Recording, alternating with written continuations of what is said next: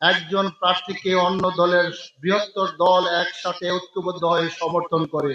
এটা বাংলাদেশের ইতিহাসে কোথাও নেই। শুধু এই মঞ্চে দেখেন আমার পরিবারের প্রত্যেকে আপনাদের সন্তানকে, আপনাদের ভাইকে ভালোবেসে সবাই ঐক্যবদ্ধভাবে আগামী 12 তারিখ ধানের শীষের প্রার্থীকে বিজয় করার জন্য সবাই ঐক্যবদ্ধ হয়েছে। আপনাদের ভালো লেগেছে না? এই জন্য আমরা সবাই আলহামদুলিল্লাহ বলি। পরিশেষে আমরা আমাদেরকে এখনো বলা হয় অবহেলিত শরীয়তপুর। শুনতে ভালো লাগে? কি পিছনের মুরব্বীরা ভালো লাগে শুনতে? আর কতদিন আমাদের এই শরীয়তপুরকে অবহেলিত আমরা শুনবো? ইনশাআল্লাহ, সবাই বলেন ইনশাআল্লাহ।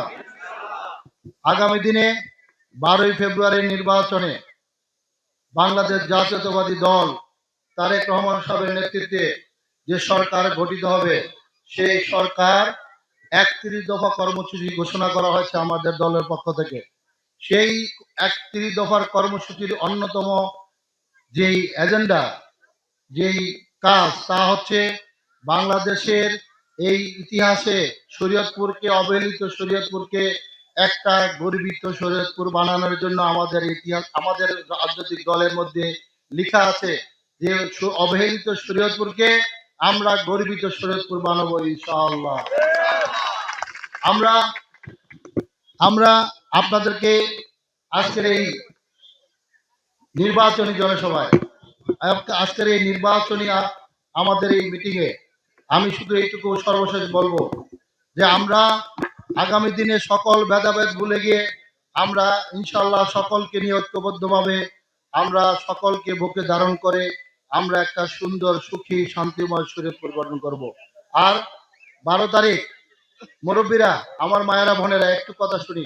মায়েরা বোনেরা, আপনাদের কাছে বিশেষভাবে অনুরোধ, আপনারা দুপুরের খাবার পাক করার আগে 12 তারিখ ভোট কেন্দ্রে যাওয়া যাবে? মায়েরা, যাওয়া যাবে?